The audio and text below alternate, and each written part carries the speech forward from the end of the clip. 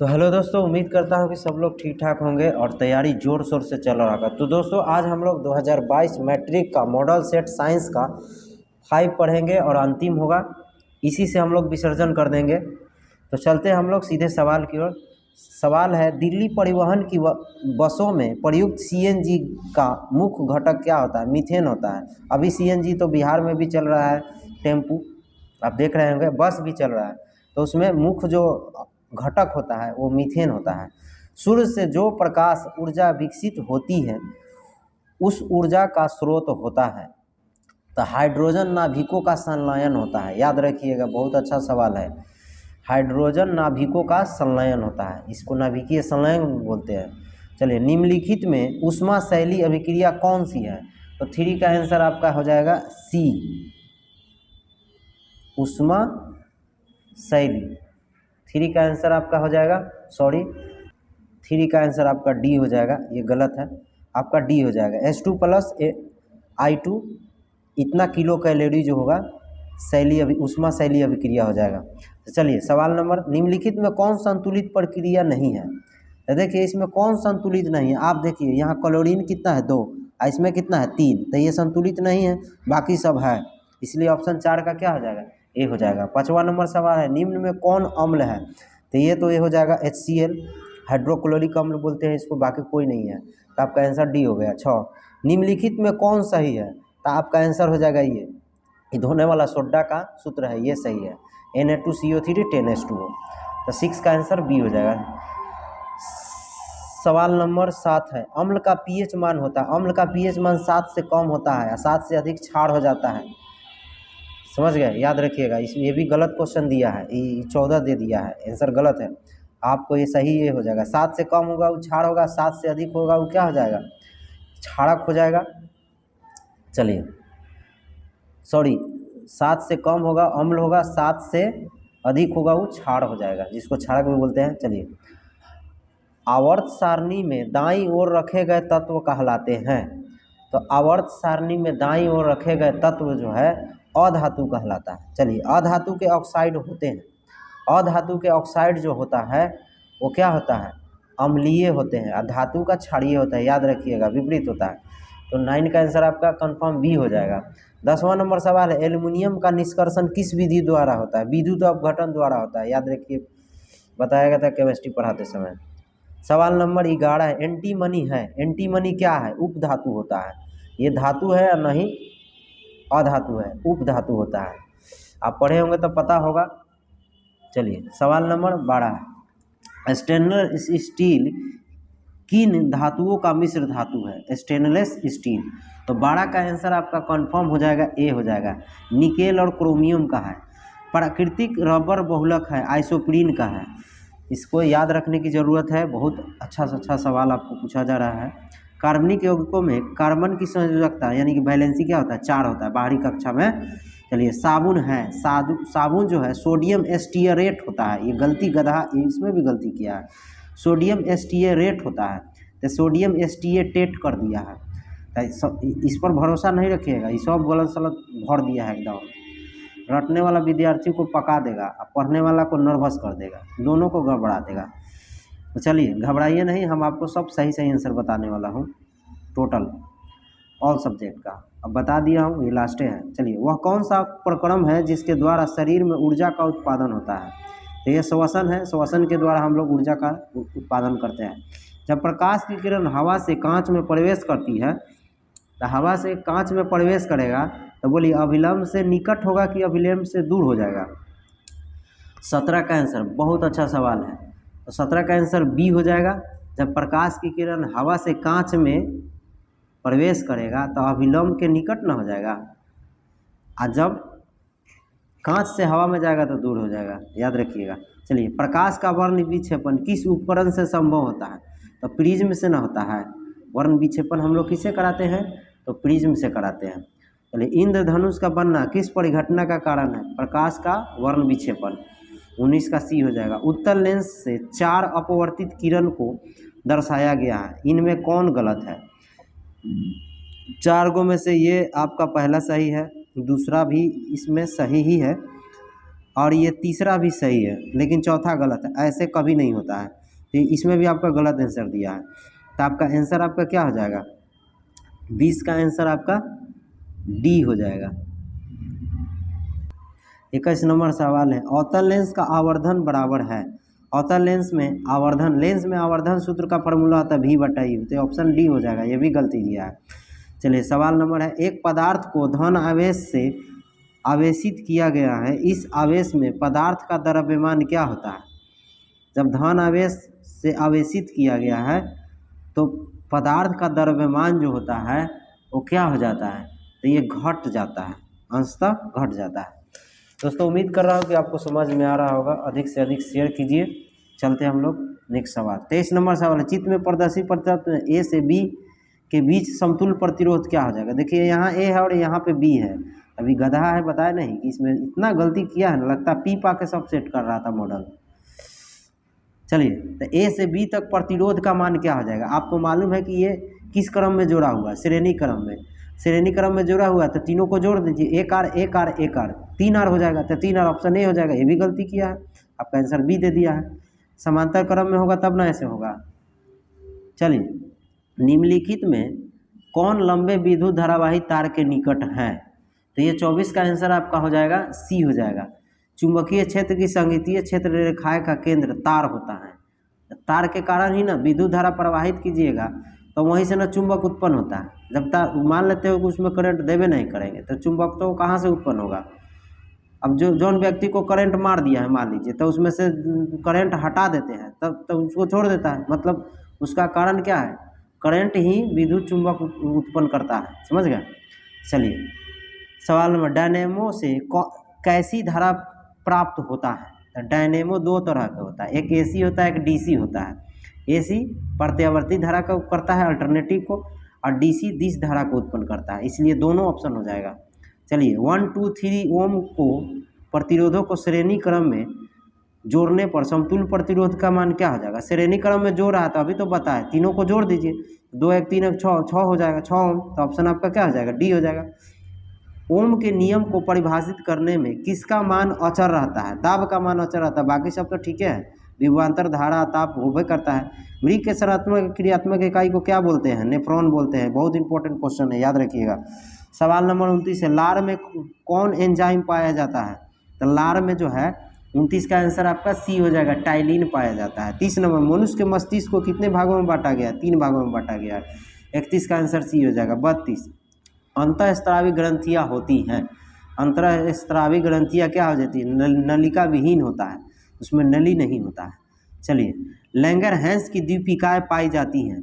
Langerhans की दीपिकाएँ जो पाई जाती हैं वो अग्न्याशय में होता है, तो ऑप्शन डी हो जाएगा। पुरुषों में यौना आरंभ के लक्षण किस में होता है, दाढ़ी एवं मूछ का जमना, कंठ का फूटना, मांसपेशियों का उभार आना, सभी हो जाएगा। ये सब आने से लगता है कि यौना आरंभ शुरू हो गया है। द्विशंकर फ्रॉस के फलस्वरूप उत्पन्न पौधों का फिनोटॉपिक अनुपात क्या होता है, ये ऑप्शन बी हो जाएगा, 9:3 और 3:1 होता है। चलिए सवाल नंबर है, स्त्रियों में लिंग गुणसूत्र होता है। देखिए ये सवाल फिर पूछ दिया, ए हो गया, ऑप्शन ए हो जाएगा। XX होता है, पुरुष में XY होता है। मानव का उद्भव कहाँ हुआ था, अफ्रीका में हुआ था। अफ्रीका में मानव की शुरुआत हुआ था, वहाँ से ही क्या मिला था, हड्डियों का ढांचा मिला था, होमोसोपियंस बंदर के द्वारा तैयार किया गया था। चलिए पर्यावरण का मुख्य रूप से कितने घटकों बनता है, 2 होता है, तो ऑप्शन 38 का बी हो जाएगा। सवाल नंबर 39 है, यूरो 2 का संबंध है। यूरो 2 का संबंध वायु प्रदूषण से है। यूरोप में दूसरा सम्मेलन किया गया था प्रदूषण के बारे में, विश्व में बहुत सारा प्रदूषण फैल रहा था, जिसके लिए हम लोग क्या किए, यूरो 2 का संबंध किए, वहीं से सुधार किया गया प्रदूषण में। चलिए 200 सेंटीमीटर से अधिक वर्षा वाले क्षेत्र को क्या कहते हैं, नम क्षेत्र कहा जाता है, नमी वहाँ रहेगा हमेशा। चलिए पॉन्स मेडुला और अनुमस्तिष्क है। 41 का आंसर आपका हो जाएगा सी हो जाएगा, पोस्ट मस्तिष्क का हिस्सा कहलाता है पॉन्स मेडुला अनुमस्तिष्क। बायोलॉजी का सवाल है, अधिक बायोलॉजी का सवाल दिया हुआ है। निम्नलिखित में कौन सी अनैच्छिक क्रिया नहीं है, तो अनैच्छिक क्रिया नहीं है, तो 42 का आंसर आपका हो जाएगा बी, चबाना। चबाना अनैच्छिक क्रिया नहीं है, इच्छा के अनुसार हम लोग क्या करते हैं। कौन सी अनैच्छिक क्रिया नहीं है जो इच्छा के मुताबिक ही चलता है, तो ये चबाना है। चलिए, अलैंगिक जनन मुकुलन द्वारा होता है। अलैंगिक जनन मुकुलन द्वारा किसका होता है? तो 43 का आंसर बी हो जाएगा, ईस्ट में होता है। शुक्राणु का निर्माण कहाँ होता है? शुक्राणु का निर्माण किस में होता है? तो वृषण में होता है। पुष्प का कौन सा भाग फल बनता है? तो पुष्प का कौन सा भाग फल बनता है? 45 का आंसर सिंपल है, अंडाशय बनता है फल। सवाल नंबर 46 है, लिंग गुणसूत्र का पूर्ण जोड़ा पाया जाता है। तब पुरुष और स्त्री दोनों में पाया जाता है, तब जाके कंप्लीट होता है। तो चलिए, मानव शरीर के किसी समान कोशिका में गुणसूत्रों के कितने युग्म होते हैं? युग्म का मतलब जोड़ा, 23 जोड़ा होता है। Option number C. 48 में कौन से समूहों में केवल जैव निम्नीकरण है? देखिए, इसमें कन्फ्यूजन है, फिर भी आपका आंसर दिया हुआ है डी। लेकिन घास, लकड़ी एवं घास, इसमें दिया केक, लकड़ी एवं घास। तो अब घास और लकड़ी दे ही दिया है, तो ये ऑप्शन बी में भी तो घासे लकड़ी घास ना है, तो ये भी हो सकता है। तो आपका आंसर सटीक बी ही है।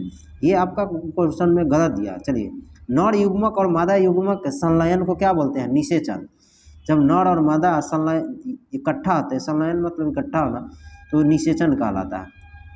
तब क्या होता है? जब निषेचन की क्रिया होते हैं। हाइड्रा में प्रजनन किस विधि से होता है? तो 50 का आंसर जो आपका हो जाएगा, कन्फर्म आंसर बी हो जाएगा, मुकुलन द्वारा होता है। परागकोश में होता है। परागकोश में क्या होता है? तो 51 का आंसर आपका डी हो जाएगा, परागकण होता है। 52 नंबर सवाल, मुकुलन द्वारा अलैंगिक जनन होता है। मुकुलन द्वारा अलैंगिक जनन होता है। तो ये मुकुलन द्वारा अलैंगिक जनन जो होता है वो ईस्ट में होता है। नेक्स्ट सवाल हम लोग चलते हैं, सवाल नंबर 53 है, द्विखंडन होता है। द्विखंडन किस में होता है? तो 53 का आंसर आपका हो जाएगा डी हो जाएगा, इनमें से सभी, लेशमानिया, पैरामीशियम, अमीबा सब में होगा। तो 53 का आंसर डी हो जाएगा। 54, फूल में नर जनन अंग होता है। फूल में नर जनन अंग जो होता है वो किस में होता है? तो पुंकेसर और पुमंग, दोनों एक ही नाम है, तो पुंकेसर और या पुमंग में होगा। अंडाणु निषेचित होता है। अंडाणु निषेचित किस में होता है? तो ये होता है फैलोपियन नलिका में होता है। तो 55 का आंसर आपका क्या हो जाएगा? सी हो जाएगा। शुक्राणु बनता है। शुक्राणु कहाँ बनता है? वृषण में। तो 56 का आंसर ए हो जाएगा। 57, पुष्पी पौधों में अलैंगिक जनन किसके द्वारा होता है? तो पुष्पी पौधों में फूलों के द्वारा होता है। तो 57 का आंसर आपका क्या हो जाएगा? सी हो जाएगा। 58 है, निम्नांकित में कौन एक लिंगी पादप है? तो पपीता है, याद रखिएगा। बहुत गड़बड़ रहता है, सरसों में मार देता है, नहीं होगा, पपीता में होगा। या तो पपीता या तो हो जाएगा आपका ये क्या बोलता है, तरबूज का, याद रखिएगा। तो दोनों में से कोई एक होगा। निम्नलिखित में कौन मानव में मादा जनन तंत्र का भाग नहीं है? तो ये शुक्रवाहिका होगा, ये नहीं होता, बाकी सब होगा। कौन उभयलिंगी जंतु हैं? तो उभयलिंगी जंतु है, बहुत इंपॉर्टेंट है, केचुआ, पहले भी सेट में आया हुआ है। पुष्प का कौन सा भाग फल बनाता है? तो पुष्प का कौन सा भाग फल बनाता है? तो ये हो जाएगा परागकोश। 61 का आंसर ए हो जाएगा। 62 नंबर सवाल है, पुष्प का कौन सा भाग परागकण बनाता है? तो 62 का आंसर जो हो जाएगा आपका सी हो जाएगा, पुंकेसर। बहुत अच्छा सवाल है, ये सब याद कर लीजिएगा। कौन उभयलिंगी जंतु है? तो उभयलिंगी जंतु देखिए फिर आ गया, तो ये 63 का आंसर केचुआ हो जाएगा। निम्न में कौन एकलिंगी पुष्प है? एकलिंगी पुष्प पपीता, देखिए फिर रिपीट कर दिया। तो कहे ना कि पी पा के एकदम सेट किया है। जब सेट तुम एक ही सवाल को बार बार क्यों दिया है? इससे अच्छा कुछ और सवाल दे देता तो बच्चा लोग वो याद कर लेता। आप जानते हैं कि मॉडल पेपर अगर बिहार बोर्ड जारी करता है तो कोई भी बच्चा हो मॉडल पेपर का सारा क्वेश्चन आंसर लगभग याद कर लेता है, इसलिए कि इसमें से आएगा तो एक सवाल छूटना नहीं चाहिए। और आप है कि वही सवालों को 25 बार दे रहे हैं, अरे भैया क्या फ़ायदा है इसको देने से? इसको इसके जगह पर दूसरा कोई दे दीजिएगा तो हो सकता है ज़्यादा अच्छा रहेगा, उसको याद हो जाएगा तो लड़ेगा। चलिए, अमीबा में अलैंगिक जनन किस विधि द्वारा होता है? तो अमीबा में जो जनन होता है वो होता है, 65 का आंसर आपका सिंपली है बी हो जाएगा, विखंडन द्वारा होता है। अब देखते हैं किस तरह विखंडन होता है, तो अलग अलग हो जाता है, एक ही से कई गो विखंडित हो जाता है। चलिए, फूल का कौन सा भाग फल में बदलता है? तो ये 66 का बहुत अच्छा सवाल है आपका, फूल का कौन सा भाग फल में बदलता है? तो अंडाशय होता है। चलिए, कौन उभयलिंगी है? उभयलिंगी कौन है? तो इसमें दिया कछुआ, केचुआ होगा, अभी तो पढ़े हम लोग। हाइड्रा में क्या पाया जाता है, तो हाइड्रा में पाया जाता है स्पर्शक पाया जाता है। निम्नलिखित में कौन पुनरुद्भवन का उदाहरण है, तो ये हो जाएगा 69 का आंसर जो आपका हो जाएगा, ये हो जाएगा हाइड्रा पुनरुद्भवन का उदाहरण है। चलिए, पौधों में जनन अंग कहाँ पाए जाते हैं, पौधों में जनन अंग पुष्प में पाया जाता है, तो 70 का आंसर सी हो जाएगा। 71, कौन अलैंगिक जनन की विधि है, अलैंगिक जनन की विधि जो है किसमें है, इनमें सभी में है, ऑप्शन डी हो जाएगा। डेंगू उत्पन्न करने वाले मच्छर किस तरह के जल में होता है, शुद्ध जल में होता है, एकदम दिमाग में हटा लीजिएगा।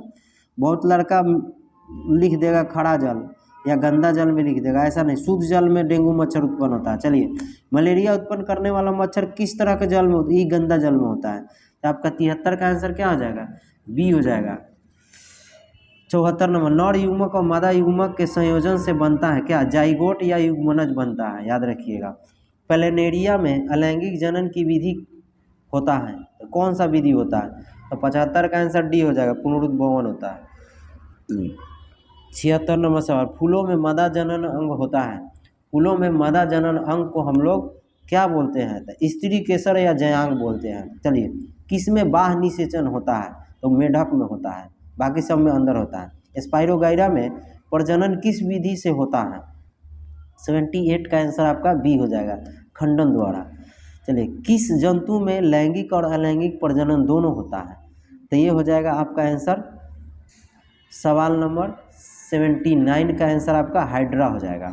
प्लाज्मोडियम में किस विधि द्वारा जनन होता है, तो 80 का आंसर आपका हो जाएगा बी, बहुखंडन। तो दोस्तों, ये आपका पांचों सेट साइंस का हो गया। उम्मीद करता हूँ कि आपको समझ में आया होगा। फिर भी आपको किसी तरह का डाउट हो तो कमेंट कीजिएगा, और मिलते हैं हम लोग फिर नेक्स्ट वीडियो में। धन्यवाद।